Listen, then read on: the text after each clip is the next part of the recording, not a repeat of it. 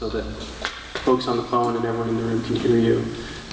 I'd ask the audience and I'd ask the NRC to listen to each other, address each other respectfully, and if we can do those things, I think we'll have a really productive part of the meeting. So, with that introduction, I'll start with some folks in the room, and then I'm going to mix in some written questions, then I'll go to the phones, okay? So first I'd like to invite Carl Boughton from Breedsville, Michigan, to the microphone. Carl?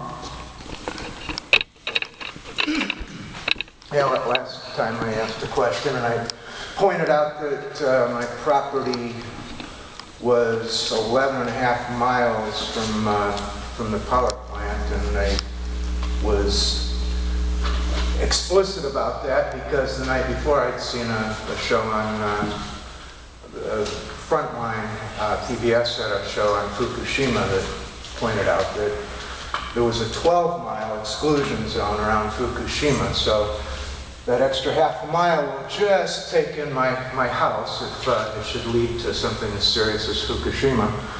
It will certainly include South Haven and Bangor and Covert if it were to be as much as 10 miles, and I understand that South Haven is one of just 5 cities in the entire country that's within 5 miles of a nuclear power plant. So just with that in mind, it's, you know, there's a lot of people here that came, I think, with these sorts of concerns in mind that they might someday be able to live in the town that they grew up.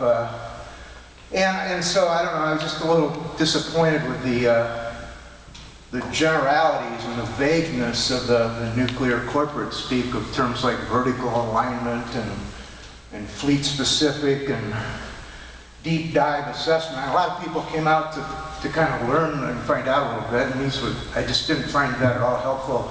Or something as childish as we were trying for less red and more white. I mean, it just seems really, I don't know, not very helpful for the people that are here, or at least it wasn't helpful for me.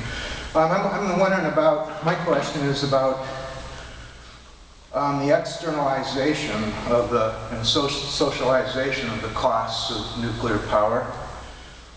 You know, as we all know, of course, the long-term storage of waste is socialized and externalized, the really, truly long-term costs. And then the last time I really boned up on this, a couple decades ago, but I understand there's something called the Price-Anderson Act that puts an upper limit on what a nuclear power plant is, a company is responsible for. I think the last I heard it was like 700 billion or something was the absolute upper limit. I don't, correct me, maybe it was 700 million, it's been a while. And my specific question is, just when you have an ancient reactor, such as we have here, there's certainly a need, and I'm very grateful that you do thousands of hours of inspections. I'm just wondering who pays for that? I mean, as the plant gets older and older, is it externalized or is it internalized? Is it part of the cost of that the power plant has to pay, or is that something society has to do to try to maintain these aging power plants that probably ought to be kind of decommissioned? Well, let me start with the cost of inspection.